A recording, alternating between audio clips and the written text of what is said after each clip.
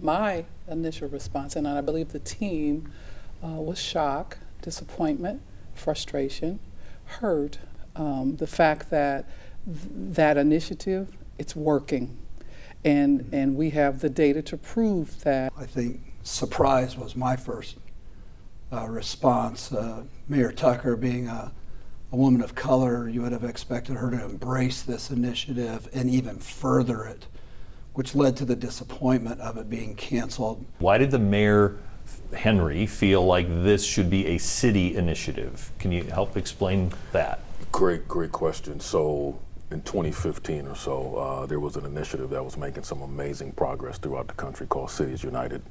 And Cities United invited Fort Wayne, Indiana to be a part of that national network. So at that time it was, let's say, 20 cities that were all focused on reducing homicide amongst African American males.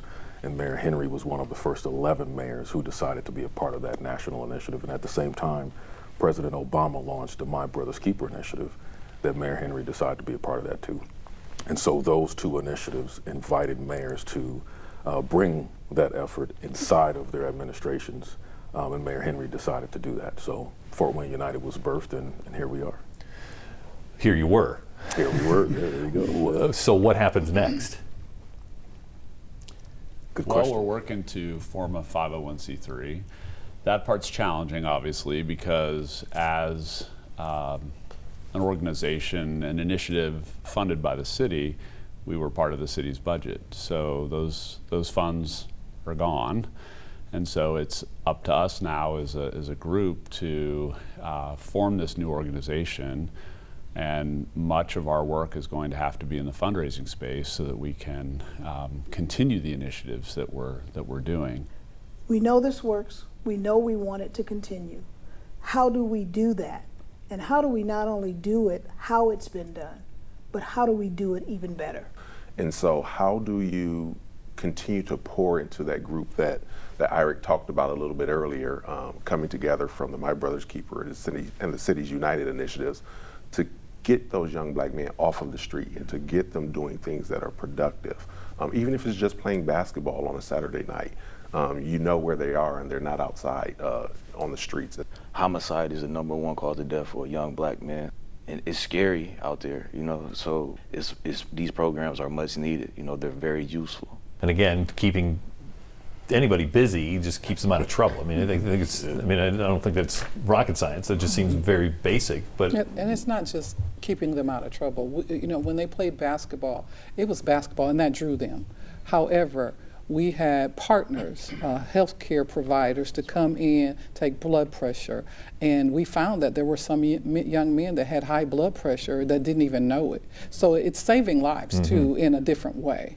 And so Friday Tie Day, the mentors that come in from the community, the male mentors that come in, they stick with these young men all school year to check on them, to attend their extracurricular activities, and it makes those young men proud that more than my family cares about me.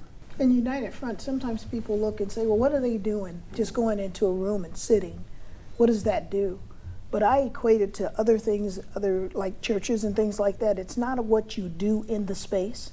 It's what you learn in the space that you take and do outside the space. the city at one point then came back and said, hey, you know what, we could take some of the programming, but not all of it. Right. Why wasn't that a good fix? Because when you take something away from something, you're not fixing it, you're breaking it. So it's like, why try to fix something that isn't broke? This works, we know it works, like we got data on it. So it's like, we need everything to come together collectively and stay that way because it works. And if you take something away from it, you're breaking it, not fixing it. So the city will still be our partner. We need the city as our partner. And you know, as we've said, we're all in this together. This is work that we're doing together. And we really felt like if the city was only responsible for one piece of this, the coordination just wouldn't be as good as it is now. So we feel this is our best path forward. From a faith perspective,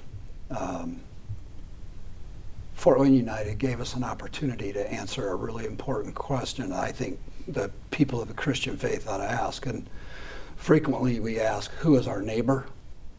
That's the easy question, because you can define a person by that question. I think the better question for us to ask is, am I a neighbor? And what Fort Wayne United gave our church an opportunity to do was participate as neighbors across the board, regardless of race or gender or economic status. And so the question is, how do you come alongside our neighbors who are hurting and participate in their lives and be someone who shows some care and compassion and concern? We're still growing in all that, but it's been a really fun journey to look inside ourselves and say, we need to be better neighbors. The people of faith need to rise up instead of sit on the sidelines and pretend that it's someone else's job to do.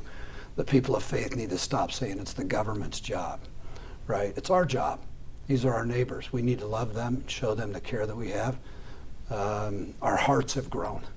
Our church is better because we participated in this. I wanted to say that because I think the rest of the churches in town need to look in the mirror as well and let their hearts grow. We're not perfect. Please don't misunderstand me. But we are growing and thankful to be a part of the process. Really grateful.